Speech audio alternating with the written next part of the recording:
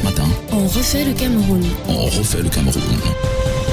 Bienvenue à vous, bienvenue à tous, mesdames et messieurs, ce matin à nouveau sur les antennes de Radio Equinox, la première antenne privée du Cameroun, notamment la première matinale qui vous permet de mieux comprendre l'actualité, de vous situer véritablement dans les tenants et les aboutissements, oui, si vous voulez, de la croissance du Cameroun aujourd'hui, mais surtout le regard que vous devriez porter en tant que Camerounais pour mieux le construire. Nous sommes avec Bombor Bengan Kandji, comme tous les matins en posture de consultant. Bombor Bengan, bonjour. Bonjour M. Ngachou Numba, bonjour à nos auditeurs, à notre invité. Notre invité est en ligne ce matin, c'est Albert Nzongan, que vous connaissez très bien. Karine Sontiaro, bonjour. Bonjour Michel et bonjour à nos auditeurs. Alors Bombor Bengan, Albert Nzongan finalement accepte de s'ouvrir au peuple camerounais, de dire un certain nombre de choses le concernant aujourd'hui. Lui qui depuis presque 3 mois n'était pas visible. Avez-vous le sentiment justement qu'on peut attendre beaucoup de lui ce matin, Bombor Bengan? Non, pas seulement ce matin, on attend beaucoup de lui. Albert Nzongan n'est pas n'importe qui. Je pense qu'il ne le dit jamais assez. Il faut dire par où ces problèmes ont commencé. C'est en 1995. Je pense que peut-être faut commencer à faire l'histoire avec les acteurs de l'histoire eux-mêmes à certains endroits. Parce qu'à un moment, peut-être, il ne pourra plus avoir même la possibilité d'écrire ses mémoires. Les déboires d'Albert Nzongan commencent en 1995. Albert Nzongan propose que le président Paul Biya soutienne la candidature de Jacques Chirac contre son premier ministre, Edouard Balladur, alors que l'établissement politique camerounais pensait que Edouard Balladur allait gagner. Et il obtient quand même qu'il conduise une délégation pour soutenir Jacques Chirac.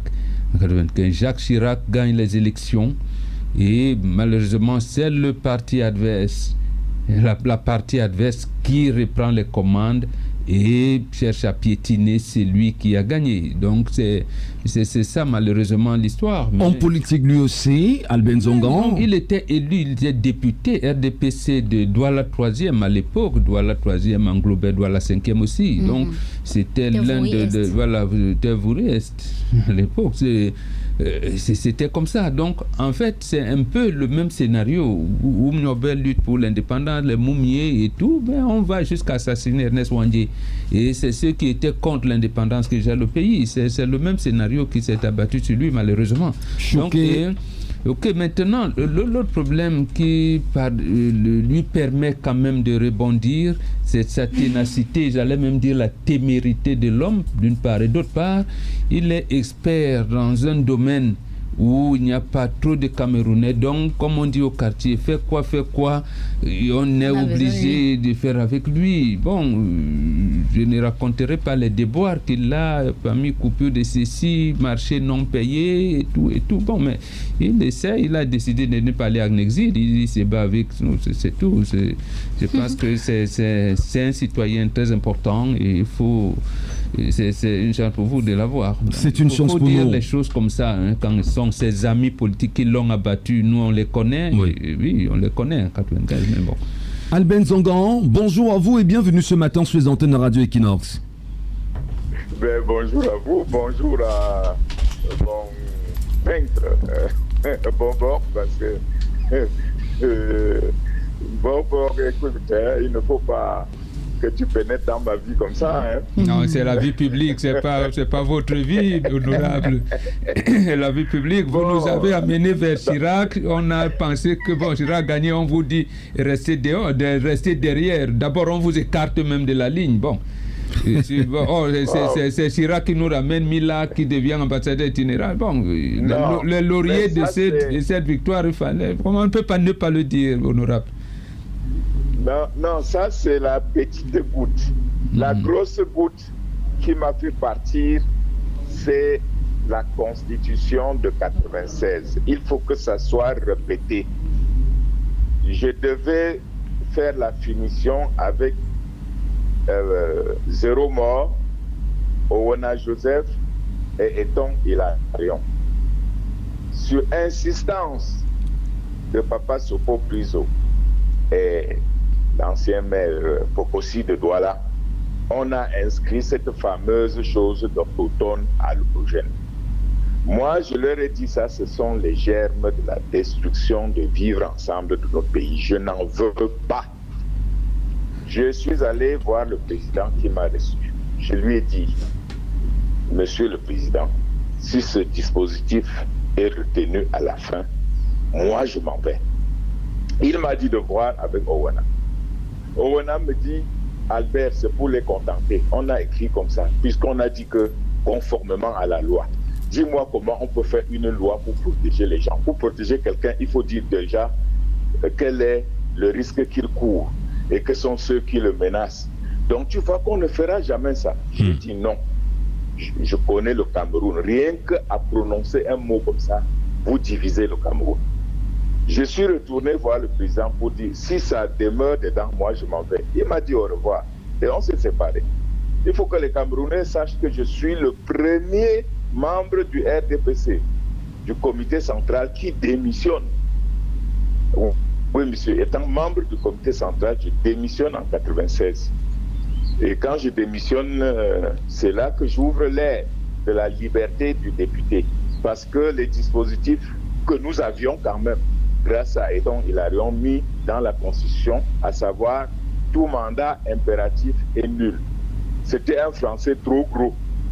C'est quand j'ai démissionné et que le président de l'Assemblée m'a invité à quitter la salle parce que l'ancienne loi disait que qui démissionne ou chassé de son parti perd son mandat.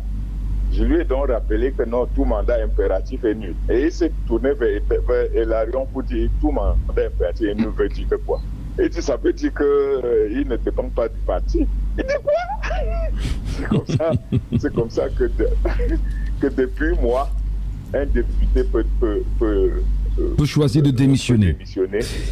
Voilà. C'est depuis moi, malheureusement, que les conseillers de Cabral Didi peuvent le tromper comme ils ont fait, sans risquer qu'on leur enlève leur mandat de conseiller.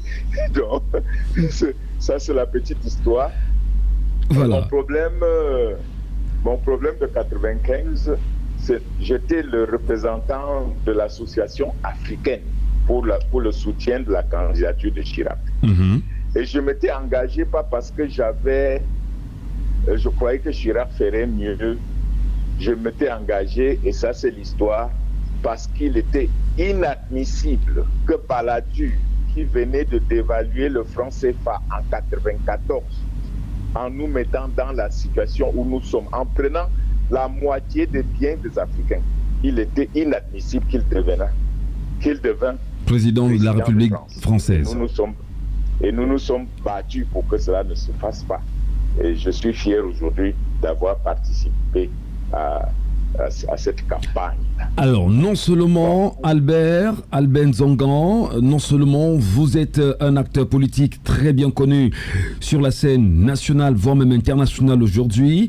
Aujourd'hui, vous êtes proche du mouvement pour la renaissance du Cameroun. Et d'ailleurs, vous êtes le conseiller spécial du professeur Maurice Kamto, qui est le leader du mouvement pour la renaissance du Cameroun. Où étiez-vous pendant que lui aussi était en résidence surveillée? On ne vous a pas vu. Où étiez-vous, Albert Nzongan? J'étais au Cameroun, j'étais à Douala, et je peux aujourd'hui vous dire à haute voix que cette histoire d'automne, de tribalisme, ça n'existe que sur le papier. J'ai été protégé, traîné d'un point à l'autre par des gens qui n'ont rien à voir avec ma région d'origine. Au contraire, si 2 fois la police a débarqué là où j'étais, c'est sur indication de ceux qu'on peut appeler mes frères. Donc j'étais à Douala, mais je savais bien que tant que le président Kamto était encerclé, la deuxième personne que la police aimerait neutraliser, c'était moi. Donc j'ai voulu sortir, je vous avais prévenu que je sortais, mais le président m'a dit non, tu ne sors pas, tout le monde ne va pas aller en prison, il faut que quelqu'un ait un peu de liberté. Bon, ce n'était pas la liberté, parce que quand vous ne pouvez pas vous promener, vous ne pouvez pas dire ce que vous voulez, vous n'êtes pas libre. Mais tout est bien qui finit bien. Nous pensons que aujourd'hui, au contraire, au lieu de nous affaiblir, le pouvoir nous a aidés à grandir. Alors, aujourd'hui, au lieu de vous affaiblir, le pouvoir vous a aidé à grandir. Nous nous étions. Allô, Albert, vous nous écoutez? Allô? Vous nous entendez? Oui. Alors, vous dites qu'au lieu de vous affaiblir, le pouvoir vous a aidé à grandir. Il y a une... Allô? Allô? Aujourd'hui, tout le monde se dit que Kanto avait raison. Ouais. Oui, tout le monde voit que Kanto a vu. Oui. Ok. Tu m'entends? On vous entend, c'est mieux maintenant, on vous entend. Non, tout le monde voit que Kanto a vu clair quand il a posé certaines exigences, certaines conditions pour que nous puissions enfin conduire notre pays vers la modernité et vers le progrès.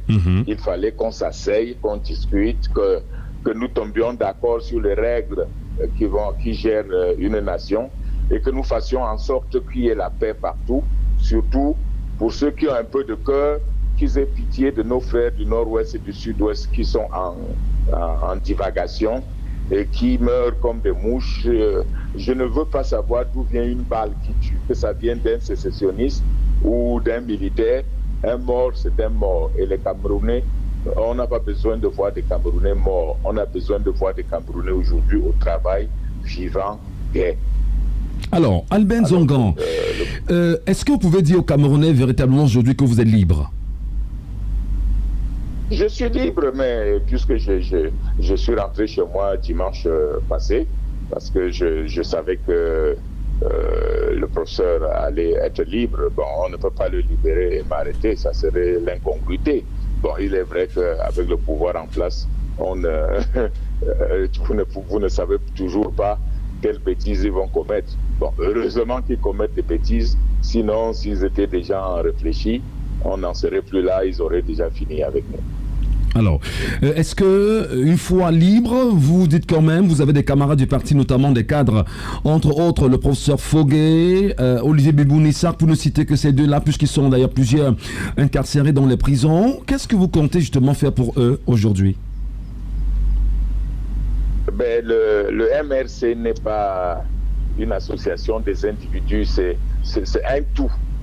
On ne peut pas être libre quand on n'est pas libre si un dernier militant, même s'il est simple militant, est encore en prison. Nous pensons que l'État, on ne peut pas nous libérer, on ne peut pas libérer Maurice Kamto sans l'arrêter et continuer à garder les petits qui l'ont suivi en prison, ça serait une incongruité. Nous pensons que s'il reste un peu de jugeote à l'État, tous ceux qui sont encore en prison seront libérés et que, fait quoi, on va s'asseoir pour mettre ensemble sur pied les règles qui gèrent une démocratie comme nous prétendons l'avoir chez nous. Et quand on aura mis ces règles, les Camerounais pourront librement choisir qui sera leur dirigeant, pour combien de temps et comment. Et comment comptez-vous le faire, Albin Zongan? Écoutez, aujourd'hui, l'effectivité du pouvoir appartient à celui qui a les armes. Vous savez qu'aujourd'hui, ce n'est pas la raison qui parle, c'est la force.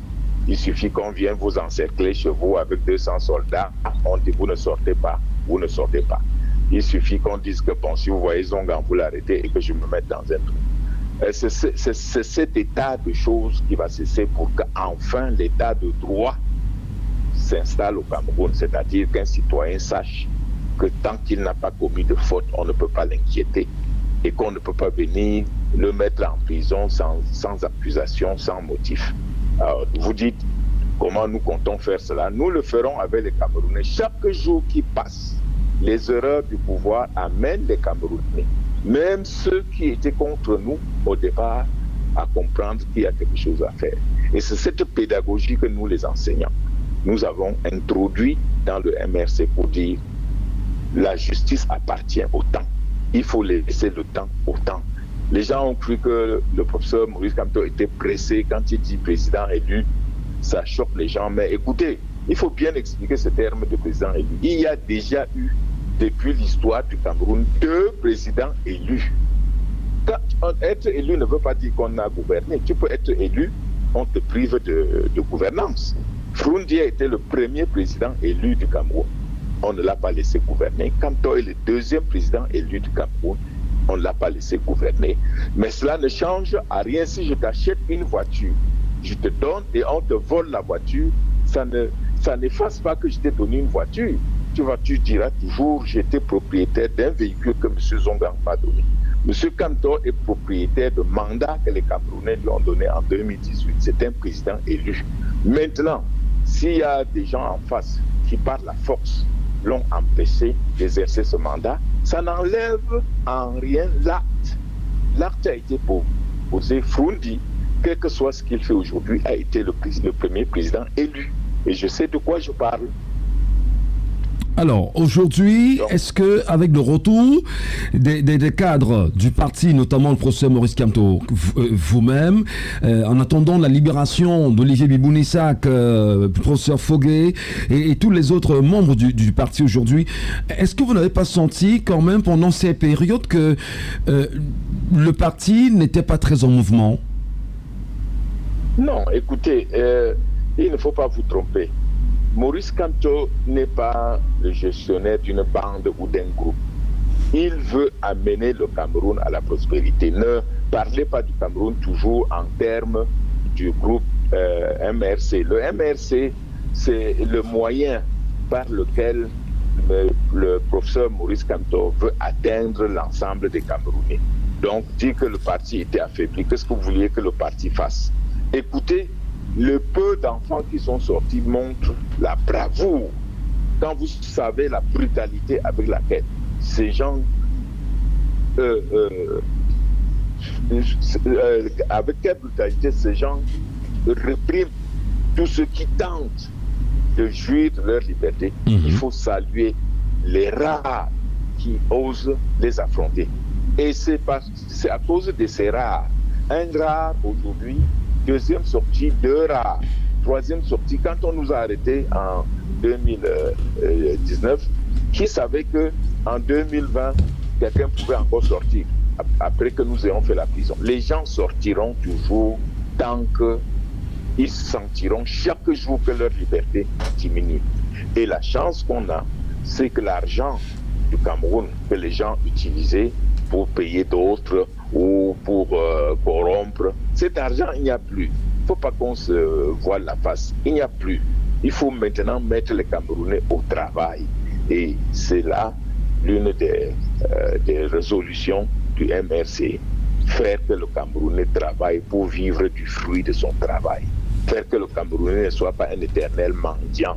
Faire que le Camerounais reconnaisse que s'il a son champ de maïs, ça lui appartient. Quelqu'un d'autre ne peut pas venir parce qu'il est plus fort que lui s'en accaparer, sans qu'il y ait une justice qui lui soit rendue. Donc, dire que le parti était endormi, c'est ce que vous avez voulu dire. Plus ou moins en mouvement. Oui, mais quel est le parti qui était en mouvement? Les sous-préfets, le parti des sous-préfets. Le seul parti qui marche ici, c'est le parti des sous-préfets et des préfets. C'est le parti de mon ami Adangadji qui, profitant des moyens de l'État, peut aller en hélicoptère, encadrer des soldats casqués, cuirassés et dire au peuple, soyez tranquille, il y a la paix. Donc, non, mon cher ami. Alors, ce qui s'est passé. Le professeur Maurice Kamto hier, à la sortie justement, enfin après cette libération, après que la police ait choisi de démissionner bien évidemment autour de son domicile, approché par les caméras et le micro de Radio Equinox, dit bien que le combat continue. C'est ce que les Camerounais doivent retenir aujourd'hui? Le combat, mais qu'est-ce que le combat? Chaque Camerounais, qu'il soit du RDPC, de PC1, est en combat. Quel est le combat du Camerounais? C'est avoir sa liberté, c'est pouvoir vivre dans un pays en paix. Ce n'est pas un combat de Maurice. Le combat va continuer jusqu'au jour où, quand vous allez dans l'urne, vous êtes convaincu que la personne que vous choisissez sera la personne qui sera déclarée élue pour le poste mis en compétition. Le combat, c'est pour nous tous. Il y en a d'ailleurs, et c'est le malheur des Camerounais, il y a des malades qui s'ignorent. il y en a qui croient qu'ils n'ont rien, ils n'ont pas de combat. Je prends un exemple, le jour où on m'a fait renverser, j'étais couvert de plaies. J'ai couru, je me suis caché derrière une vieille case. Et un monsieur en guenille est sorti et m'a dit, monsieur, quittez là-bas, je veux vivre en paix. Je l'ai regardé, lui qui veut vivre en paix, j'ai dit, oh pauvre Cameroun. Donc pour lui, la lutte c'était pour moi. Or moi, j'ai quitté une belle villa pour aller en route, marcher. Lui, il est là, en guenille, dans une maison en caillebotte, percé partout. Il estime qu'il est en paix. Donc c'est cette notion de crainte qu'on veut enlever des Camerounais. Il faut que le Camerounais sache qu'il a son droit, qu'il soit du RDPC, qu'il ne soit même pas militant, qu'il sache qu'il a un droit inaliénable. Et quand il saura qu'il a ce droit, personne ne le lui enlèvera. Nous voulons également que le policier sache que l'arme qu'on lui a donnée, c'est pour protéger la population et non pour tuer la population. Donc le combat continue et c'est un combat intellectuel, c'est un combat dans la paix pour que finalement les gens comprennent. Et sachez que ça prend du temps quand les Oumniobé mouraient pour l'indépendance. Ils sont morts sans voir l'indépendance. Mais cette indépendance est venue, c'est la continuation de leur lutte. Et quand vous luttez pour un idéal, vous ne vous arrêtez pas en chemin parce qu'on vous a tendu un morceau de pain. Et là où je vous ai dit que les victoires s'inscrivent, écoutez les déclarations de ceux qui ont cru que nous avions tort à certains points, soit en disant qu'on ne va pas au vote, ils sont allés. Écoutez en retour ce qu'ils disent, ils sont plus amers que nous qui ne sommes pas allés parce qu'ils ont découvert que nous avions seulement la malchance d'avoir raison très tôt, de savoir que ça ne... mais écoutez, comment voulez-vous aller cueillir les avocats sur un prunier, hein? Un gouvernement comme celui-là, il vous trompe qu'il peut faire une élection juste. Ce n'est pas possible. Tout ce qu'ils savent faire, c'est du faux. Donc il faudra amener les choses à changer de telle sorte qu'il n'y ait plus moyen de faire du faux. Vous voyez aux États-Unis, un président en exercice, il dit qu'on a volé son vote. C'est parce que les institutions de vote sont fortes et que lui, même en exercice, il n'a pas moyen de changer le résultat. Vous voyez au Ghana. Donc nous voulons qu'il y ait chez nous des institutions qui ne dépendent pas d'autres individus. Nous voulons qu'il y ait chez nous des juges qui jugent en leur conscience, en leur âme et conscience, et non parce qu'ils ont peur qu'on les enlève, qu'ils ont peur de perdre leurs privilèges. Voilà la lutte. La lutte, pour Kanto, c'est pas pour avoir à manger. Pour moi, c'est pas pour avoir à manger. Hein? Moi, j'ai fait mes classes au RDPC. J'ai un certain âge aujourd'hui. Vous pensez que je me bats pour faire quoi? Pour qu'on me recrute dans la police? Je me bats pour qu'on fasse quoi? Pour qu'on me donne un peu d'argent? Je ferai quoi de cet argent? Je le donnerai aux Camerounais. Donc la lutte continue et chaque fois que vous battez votre enfant alors qu'il n'a rien fait, vous le rendez insensible à la chicotte. Nous n'avons plus peur d'aller en prison. Nous n'avons plus peur. Surtout que à cause de ce pouvoir, le monde, l'international est maintenant imprégné de problèmes du Cameroun. On sait que nous avons un État voyou, que nous avons des individus qui viennent encercler une haute personnalité chez lui pendant des mois sans justificatif, sans motif, tout simplement parce qu'ils ont la force. Mais mon ami, est-ce que même si vous êtes le voisin de Kanto et vous riez en disant voilà, il cherchait, il a vu, mais c'est que vous êtes bête, ça peut vous arriver aussi demain. Kanto ne lutte pas pour lui. Si Kanto veut aujourd'hui, il ramasse ses affaires, clique et clac, il va n'importe où, il sera accueilli en roi. Non seulement il a un savoir dont les gens voudront partager, mais également il a un métier. Est-ce que nous luttons pour nous? Si vous pensez que nous luttons pour nous, alors là, ayez pitié de nous. Alors, nous luttons pour le Cameroun. Honorable Albin Zongan, peut-être pour bien évoluer dans nos échanges ce matin, puisqu'on va bientôt se séparer, qu'est-ce que vous répondez à ceux qui pensent que Maurice Kamto a été retenu en résidence surveillée avec la complicité des cellules africaines de l'Élysée? Non, écoutez, l'Élysée, je crois que c'est un bon dos. Quand il fait semblant d'appuyer le pouvoir contre nous, le pouvoir est content. On dit que non, la France, c'est nos amis. Quand un jour il leur dit non, vous avez appuyé la pédale trop fort, vous risquez de faire un accident, ralentissez un peu. On dit non, vous avez quoi? Nous sommes un État souverain. Non, écoutez, l'Élysée a beau influencer ses amis, mais parce que quand vous avez des amis avec qui vous partagez la nourriture, à un moment, ils vous disent quelque chose en vous regardant dans les yeux. La France, contrairement à ce qu'on dit, ne donne pas des instructions au Cameroun. La France dit à ses complices qui gouvernent que, attention, vous êtes en train de franchir le Rubicon. Ça risque de nous embêter, ça risque de porter préjudice parce que il y a les institutions internationales qui nous regardent, il y a les autres pays qui nous regardent. Là, vous avez exagéré. Hein, mais est-ce que justement la question aujourd'hui, ça peut répondre quand même en partie, on va dire, à quelques questions évoquées dans une précédente lettre envoyée par Olivier Bibounissac au président Macron? Non, le président Macron n'avait pas besoin de la lettre. Le président Macron n'avait pas besoin d'autre chose. Les Calibro avaient déjà porté le problème du Cameroun aux yeux du monde entier.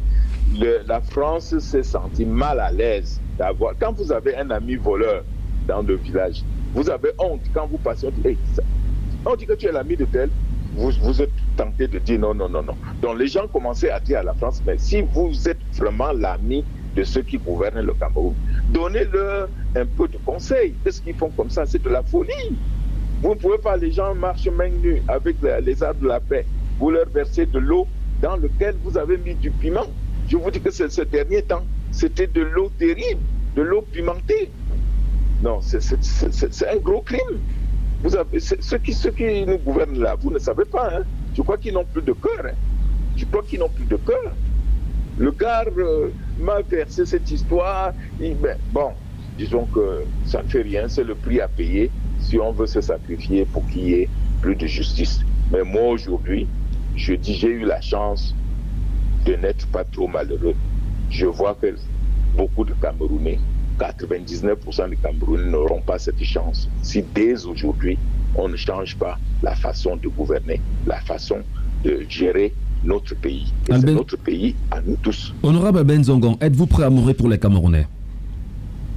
Personne ne cherche à mourir, mais quand vous allez en route au Cameroun aujourd'hui, quand vous dites que vous êtes contre le pouvoir, ça veut dire que vous acceptez de mourir, puisque vous connaissez déjà le degré de barbarie qu'ils vont utiliser pour vous neutraliser.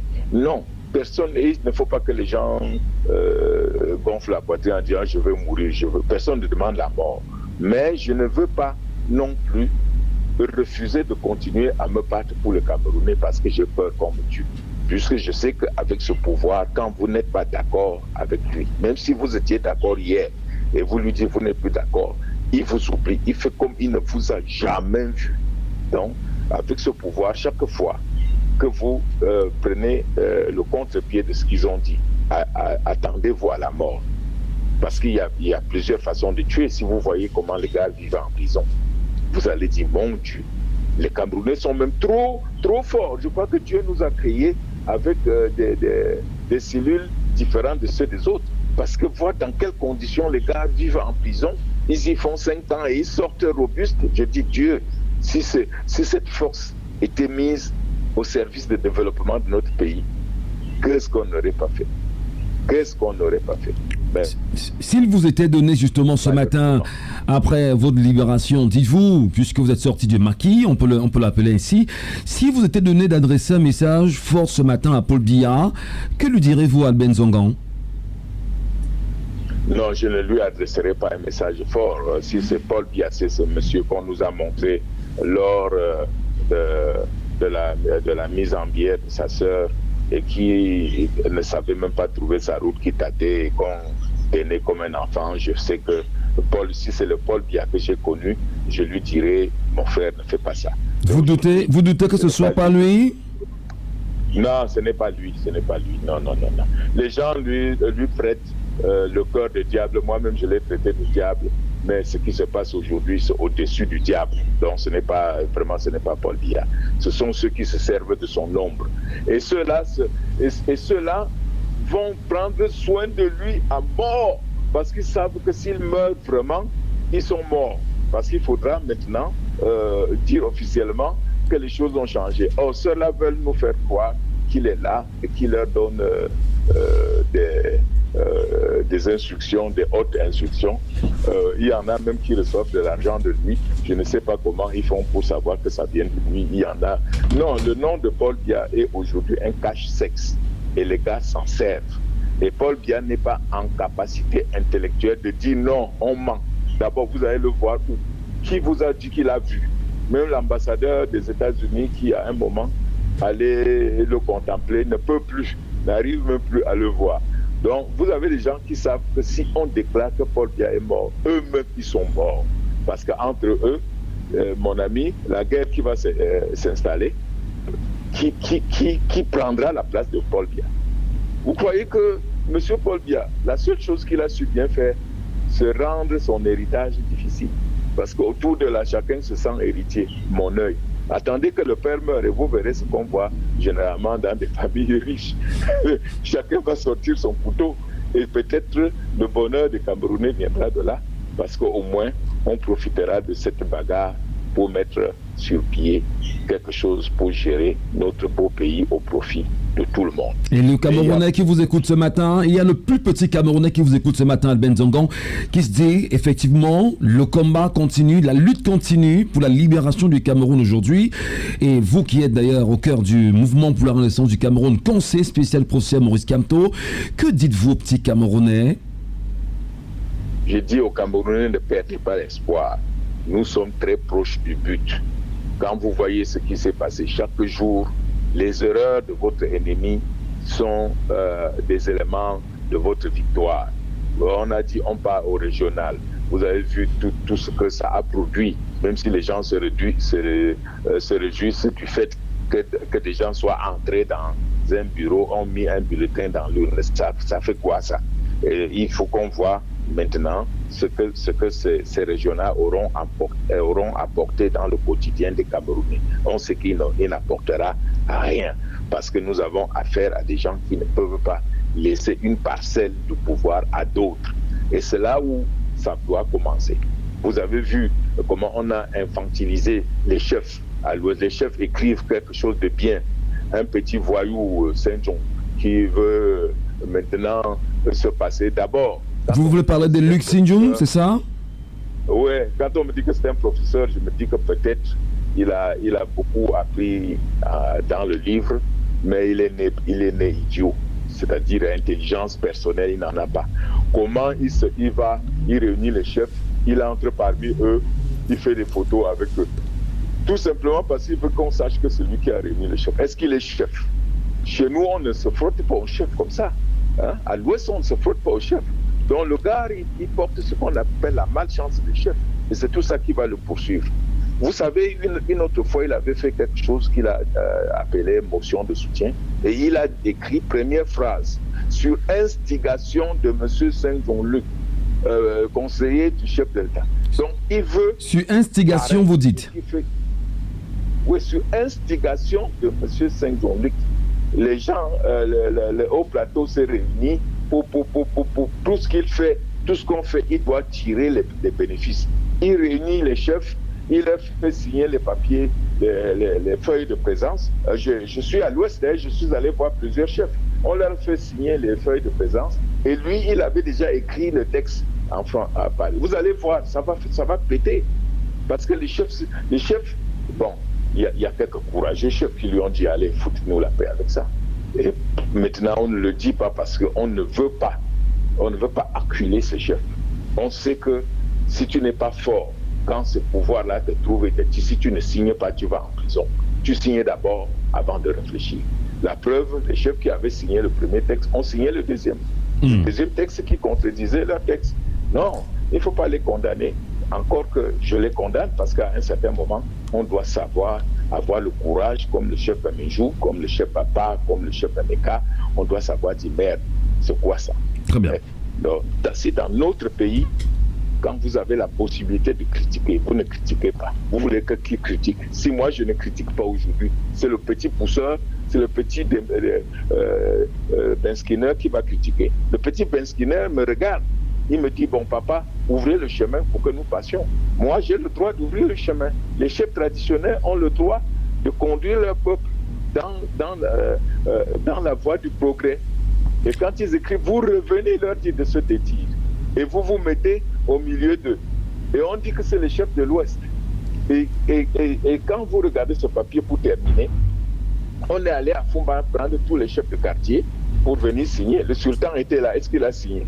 Donc c'était une autre façon d'humilier nos chefs. Le sultan est avec eux sur la photo, mais il ne signe pas. Parce que voilà. des trucs pour signer des honorable comme ça. Honorable Aben Zongan, vraiment, nous vous disons merci. On a de la peine sur le cœur justement à vous laisser partir. Ben, vraiment, on aurait voulu poursuivre. Salut moi Bonbon, dis que je vais le voir quand... Et non, vous le verrez, puisque vous êtes en liberté, vous nous rassurez quand même que vous viendrez en radio, vous viendrez justement dans le studio de Radio Equinox, et en présence d'un Bonbon qu'on pourra faire un bon moment d'histoire avec votre parcours politique. C'est très important. Ok, salut-moi Achar Ahmed et les deux charmantes demoiselles qui sont là. Celles qui racontent les histoires là, c'est qui? Dominique Audrey Oyengelek et Karine Santia. Voilà. Une militante. Merci beaucoup. Bonjour. Merci. Merci à vous, honorable Aben Zongan. Très bonne journée. Merci. Bonjour chez vous, information et divertissement entre 6h et 9h.